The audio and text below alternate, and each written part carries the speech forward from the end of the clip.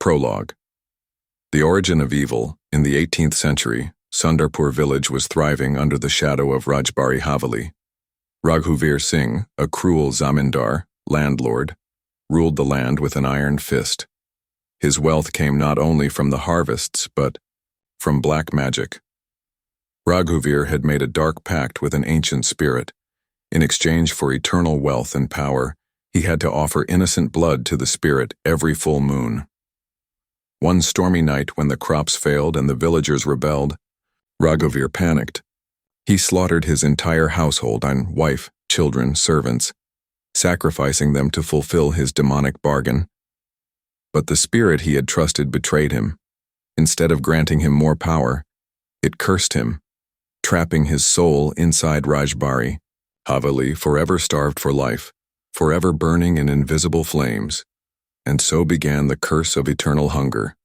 No one who entered Rajbari Haveli ever came back, and slowly, the villagers abandoned the nearby lands, letting the jungle swallow the once glorious mansion. Chapter 1. The Darin 2025. 4 university students, Arav, Mira, Sahil, and Ria, arrived at Sundarpur as part of a photography project on abandoned places. At the tea stall, the old man warned them, "Haveli ne sab kha liya hai, beta, wahan sirf maut hai." But youth is reckless. Armed with cameras, torches, and fake bravado, they set out at midnight. As they approached the mansion, an unnatural silence fell over the jungle. No crickets, no wind, just the crunch of their footsteps and the distant echo of whispered cries. The gates of the Haveli were hanging loose, creaking with the wind. The stone walls were blackened with mold, and broken statues stared blankly into the void. Without a second thought, they entered. Chapter 2. Inside the belly of the beast. The moment. They crossed the threshold. A cold shiver ran down Arav's spine. Inside, the mansion seemed alive. Portraits with scratched-out eyes watched them from the walls. The chandeliers swung without wind. A heavy, rotten smell clung to the air. In the main hall, an old grandfather clock ticked, even though it had no hands. Arav tried to joke, but his voice was swallowed by the eerie silence.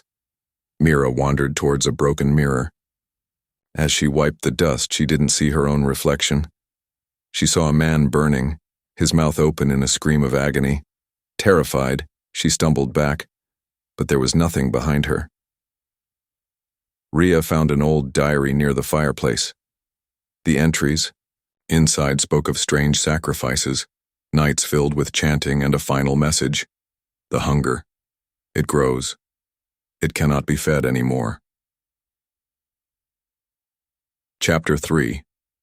The first strike. Suddenly the temperature dropped. From the shadows emerged a figure, tall, skeletal, with skin half burnt and half rotted. His eyes were black pits. It was Raghuvir Singh. Without a sound, he lunged. Sahil tried to swing his torch at the figure, but the torch fizzled and died. Arav grabbed Mira and Ria, and they ran deeper into the Haveli, seeking any way out. But the hallways twisted unnaturally. Stairs led to walls. Doors opened into endless darkness. Everywhere they ran, they saw glimpses of faces, the spirits of the murdered household, reaching out with broken arms, whispering in agony. Sahil wasn't fast enough. A dark hand burst from the floor, grabbing his ankle, pulling him under the ground. His screams echoed, then faded, leaving behind only a wet, sucking sound. Chapter 4. The Labyrinth of Nightmares. The remaining 3 stumbled into a vast ballroom where the floor was covered in black liquid. Blood, centuries old.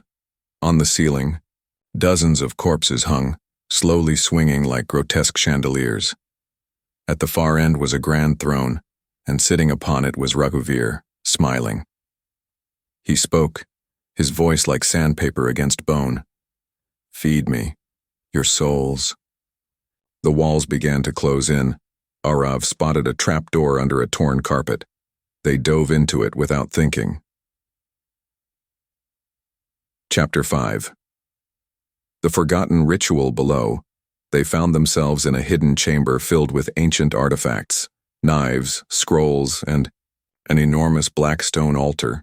Mira, flipping through an old manuscript, realized that the curse could be broken, but only if Raghuvir's heart, hidden somewhere in the Haveli, was found and destroyed. But time was running out. Already dark forms were creeping down the trapdoor after them. They split up. Arav searching upstairs, Mira and Ria searching the library wing. In the library, Mira found a painting of Raghuvir, holding a glowing red orb, his heart. Behind the painting, a secret passage led to a hidden room, and there in a crystal case the heart pulsed, black, rotten but still beating. But Raghuvir was waiting. He hurled Mira across the room. Arav burst in just in time, grabbing a broken sword from a wall mount and stabbing Raghuvir in the chest, but it did nothing. Ria, remembering the diary's hint, screamed, "The heart! Smash the heart!" Chapter 6. The final battle together, they smashed the crystal case. Arav grabbed the putrid heart, its veins wrapping around his hand, burning his skin. Summoning every last ounce of strength, Arav hurled the heart onto the blackstone altar. The heart burst in a black explosion.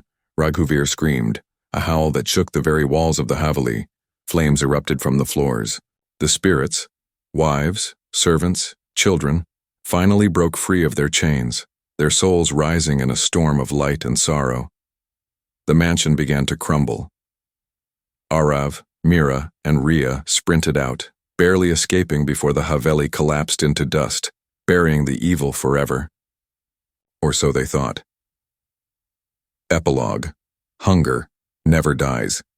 Years later, a new developer announced plans to build luxury apartments on the land where Rajbari Haveli once stood. During the groundbreaking ceremony, the workers dug up a stone, black as night, pulsing faintly like a dying heartbeat, and from the earth came a whisper. Hunger never dies.